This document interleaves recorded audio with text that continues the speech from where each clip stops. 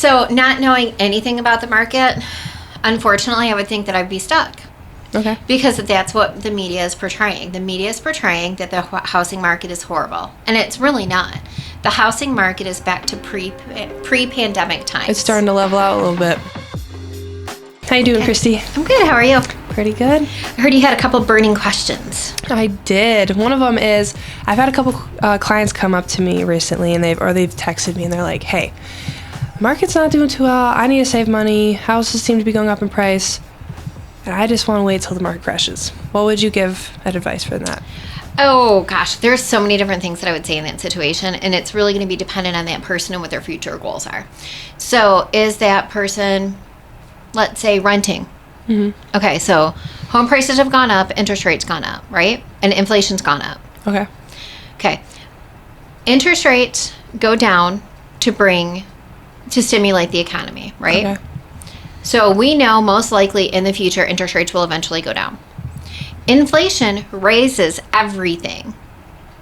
Everything at all. Everything in the world, inflation affects. So if you are budget minded, what is the biggest expense that you have as an adult? Buying a home. Buying a home or your living expenses, right? Right. So if inflation's going up, we can't control how much inflation goes up. But what you can do is control one of your personal biggest expenses in your budget, which is buying a home that you know you can afford today. Because as inflation goes up, your mortgage isn't going to go up. Right. Your mortgage is going to stay the same. As inflation goes up, guess what happens with rental prices? Those are going to skyrocket. Exactly, because less people will be able to afford to buy. Because with your friend who's saying that they're going to wait out the market, you've got 100 other people saying the exact same thing. Where are those people going to live? Are they going to live in their mom's basement, or are they going to want to live on their own? I'm currently looking for a house myself. My rent went up almost $50 this month, compared to my other friends that have their rent going up $200 this past year. It's crazy. Right, and it's going to get worse as inflation rises. So take control of what you can control. Now, if you're in a situation where you're going to be moving out of state or moving across the state in like 6 months, okay, you know what? Eat it. Rent. Right. But at the end of the day, if they're waiting for interest rates to fall, what's better, paying 7% interest or 6% interest, or paying 100% interest to a landlord? I've been telling people to go for new constructions actually because they can lock in those rates right now. A lot of builders, yeah, they can. They have programs where you can lock in up to a year. It costs a little extra money to do that. You've got to buy your points or buy your rate, but it's totally worth it. And then at the end of the day, in a year, when the house is built, or 6 months, whatever it is, they can unlock it if rates end up being lower. Now, personally, if you were a first-time homebuyer, you didn't know any of this knowledge, nor were connected with any agents, what would you do personally? Would you think that you would have to wait? So, not knowing anything about the market, unfortunately, I would think that I'd be stuck. Okay. Because that's what the media is portraying. The media is portraying that the housing market is horrible. And it's really not. The housing market is back to pre-pandemic times. It's starting to level out a little bit. Exactly. It's not even a buyer's market at this point. It's still a seller's market.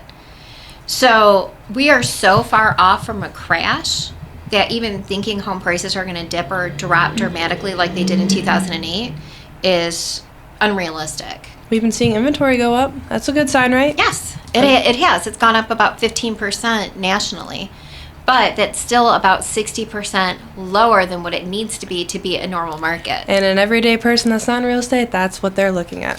Right.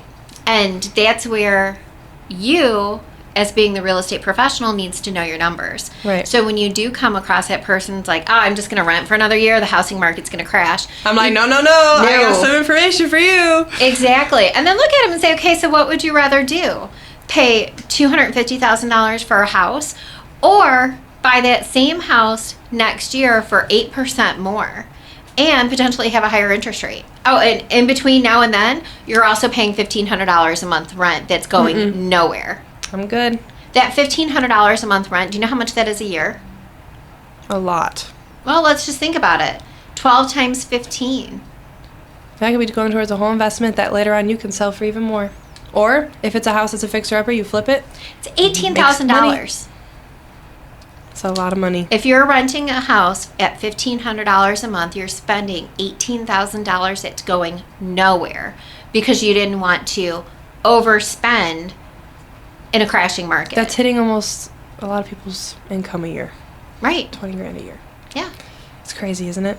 So should they buy? Should they wait? It's subjective to what their needs are, but waiting's going to cost them more money, ultimately. And I don't care who says what at the end of the day. Historically, home prices have never stayed low. They've always gone up. They've always recovered and continued to climb. Everything's getting more expensive. You go to the grocery store, what? Gallon of milk has even been hitting. It's like $4.50. It's crazy. I ration my kids' milk. I'm like, you already had a cup today. You're done. I buy almond milk. I can't do that. I can't buy regular milk. Nope, can't do it.